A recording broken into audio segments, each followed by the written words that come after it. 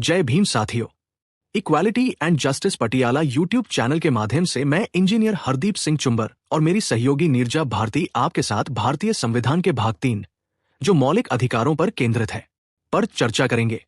भाग 3 मौलिक अधिकारों के पाठ में right to equality, right to freedom of religion, right against exploitation, cultural and educational rights, saving of certain laws, right to constitutional remedies पर विस्तार से अलग अलग कई अनुच्छेद होने के कारण ये पाठ काफी लंबा है। इसलिए इसे समझने के लिए हर एक विषय पर अलग से एपिसोड बनाए हैं। आप इसे समझने के लिए लगातार जुड़े रहें। आज हम इसके 12 और 13 अनुच्छेद पर बात करेंगे। ये नागरिकों के मौलिक अधिकारों पर आम जानकारी देते हैं। जय भीम साथियों, मैं Neerja Bharti equality and justice Patiala YouTube channel पर चुंबर साहब के साथ आपके लिए भारत के संविधान के तीसरे पाठ मौलिक अधिकार जिसकी परिभाषा और विधियों की असंगति के बारे में चर्चा करने वाले हैं। यह अंश भारतीय संविधान के भाग 3 से लिया गया है जो मौलिक अधिकारों पर केंद्रित है। इसमें अनुच्छेद 12 राज्य को परिभाषित करता है जिसमें भारत सरकार, संसद, राज्य सरकारें, विधायिकाएं और भारत के भीतर के अन्य सभी प्राधिकरण शामिल हैं। अनुच्छेद 13 उन कानूनों से संबंधित है जो मौलिक अधिकारों के साथ असंगत है। यह स्पष्ट करता है कि संविधान लागू होने से पहले के ऐसे कानून शून्य माने जाएंगे और राज्य कोई ऐसा नया कानून नहीं बना सकता जो इन अधिकारों को कम करता हो, अन्यथा वह भी शून्य होगा। अंत में यह अनुच्छेद संविधान संशोधनों पर लागू नहीं होता है। तो आइए सुनते हैं चर्चा। नमस्कार। आज हम भारतीय संविधान के एक बहुत अहम हिस्से पर बात कर रहे हैं, भाग 3 मौलिक अधिकार। जी हाँ, फंडामेंटल राइट्स। और खास तौर पर हम अनुच्छेद 12 और 13 को जरा गहराई से देखेंगे। बिल्कुल, ये दोनों आर्टिकल्स मौलिक अधिकारों की बुनियाद हैं, ऐसा कह सकते हैं। हाँ, तो कोशिश यही है कि समझें कि ये अधिकार मिलते किसके खिलाफ हैं। ये राज्य या स्टेट आखिर है कौन संविधान की नजर में, और अगर कोई कानून, कोई लॉ इन अधिकारों से टकराए तो फिर क्या होता है। आइए इसी पर बात करते हैं। बिल्कुल, देखिए शुरुआत अनुच्छेद 12 से ही होती है।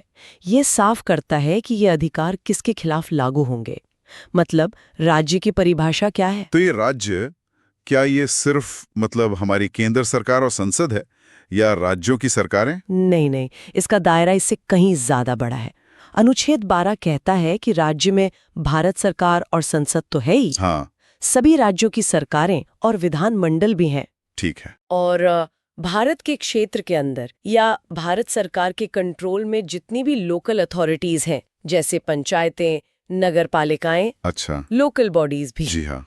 और सिर्फ इतना ही नहीं, अन्य प्राधिकरण यानी अदर अथॉरिटीज भी इसमें शामिल हैं। अन्य प्राधिकरण, ये थोड़ा स्पष्ट नहीं है। इसमें क्या आता है, मतलब क्या कोई सरकारी कंपनी या यूनिवर्सिटी? हाँ बिल्कुल, अदालतों ने समय समय पर इसकी व्याख्या की है और ये माना है कि ऐसी संस्थाएं जो सरकार के औजार की तरह काम कर रही हैं या जिन पर सरकार का गहरा नियंत्रण है, वो भी राज्य मानी जाएंगी। तो मतलब LIC, ONGC या कोई सरकारी यूनिवर्सिटी भी राज्य के दायरे में आ सकती है? जी बिल्कुल आ सकती हैं, निर्भर करता है उनके गठन, कामकाज और सरकारी नियंत्रण पर। ये परिभाषा इसीलिए इतनी व्यापक रखी गई है ताकि मौलिक अधिकारों का दायरा बढ़े। समझ गया। तो ये तो हुई राज्य की बात। अब आते हैं अनुच्छेद 13 पर। इसका क्या महत्व है, ये क्यों इतना जरूरी है? देखिए, अनुच्छेद 13 वो आर्टिकल है जो मौलिक अधिकारों को असली दांत देता है, मतलब उन्हें लागू करवाता है। अच्छा, कैसे? इसका जो पहला खंड है 13(1) वो कहता है कि संविधान लागू होने से ठीक पहले भारत में जितने भी कानून थे, हाँ, अंग्रेजों के जमाने के या उससे भी पहले के, जी, अगर वो कानून मौलिक अधिकारों के प्रावधानों से, मतलब भाग 3 से मेल नहीं खाते तो वो उस हद तक शून्य यानी वॉइड माने जाएंगे। शून्य मतलब वो अब लागू नहीं होंगे, रद्द?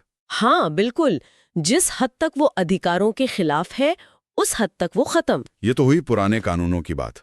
अब अगर आज की सरकार, मतलब राज्य, कोई नया कानून बनाए जो मौलिक अधिकारों को कम करे या छीने, तब यहीं पर अनुच्छेद 13 का दूसरा खंड 13(2) सामने आता है।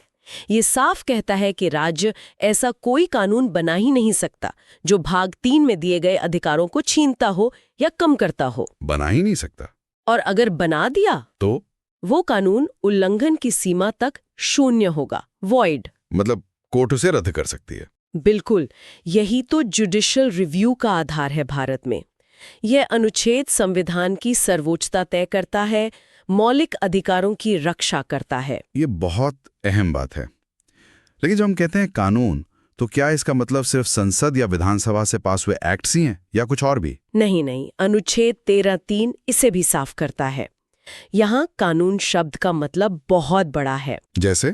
इसमें कोई भी ऑर्डिनेंस, अध्यादेश, ऑर्डर, आदेश, बाय लॉ, उपनियम, रूल, नियम, रेगुलेशन, विनियम, नोटिफिकेशन, अधिसूचना सब शामिल है। अरे वाह! और इतना ही नहीं, भारत में अगर कोई रूढ़ी या प्रथा, कस्टम और यूसेज भी है जिसे कानून का बल प्राप्त है, तो वो भी कानून मानी जाएगी इस अनुच्छेद के तहत। मतलब कोई पुरानी परंपरा भी अगर मौलिक अधिकारों के खिलाफ है तो उसे भी चुनौती दी जा सकती है? जी हाँ, अगर उसे कानून जैसी मान्यता मिली हुई है तो। इसी तरह 13(3) लॉज इन फोर्स को भी परिभाषित करता है, जिसमें संविधान से पहले बने कानून शामिल हैं जो रद्द नहीं हुए थे। ये तो कमाल है।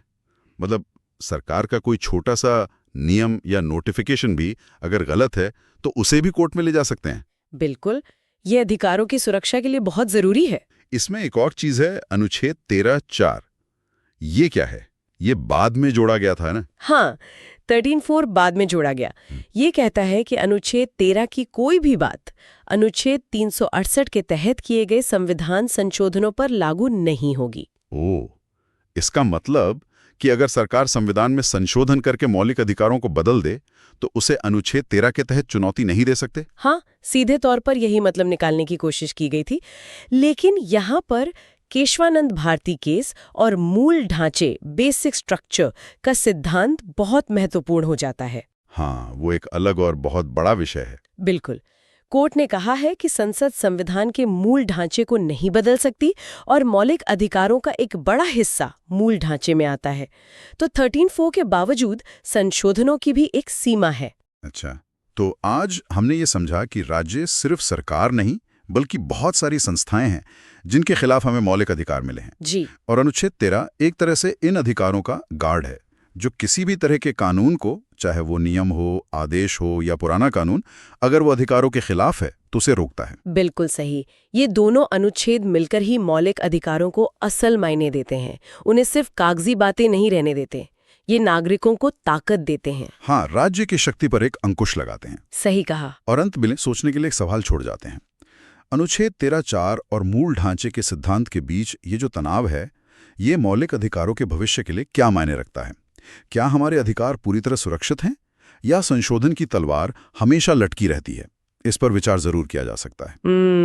ये एक गहरा सवाल है। प्रिय मित्रों, आपने संविधान के मौलिक अधिकार के पाठ 3 के 12 और 13 दोनों अनुच्छेदों पर चर्चा सुनी। पाठ 3 के अगले पाठ खंड के पहले सब भाग जो राइट टू इक्वालिटी पर है, आगे के एपिसोड में हम उस पर चर्चा करेंगे। आप equality and justice Patiala YouTube channel के साथ जुड़े रहें। अगर आपको पसंद आए तो कृपया इसे लाइक और कमेंट करें। हम रोजाना विशेष समाचारों, भारत सरकार द्वारा प्रकाशित बाबा साहेब के भाषणों पर चर्चा करते हैं। भारत के संविधान के हर एक अध्याय में कई अनुच्छेद रहते हैं। उन सभी को समझने के लिए प्रत्येक अनुच्छेद पर चर्चा साझा करते हैं। अगर चाहते हैं कि आपके भाई बहन और मित्र भी इसके बारे में जानें, तो कृपया इस चैनल को सब्सक्राइब और शेयर करें। अब हमें अनुमति दें। जय भीम, जय भारत, जय संविधान।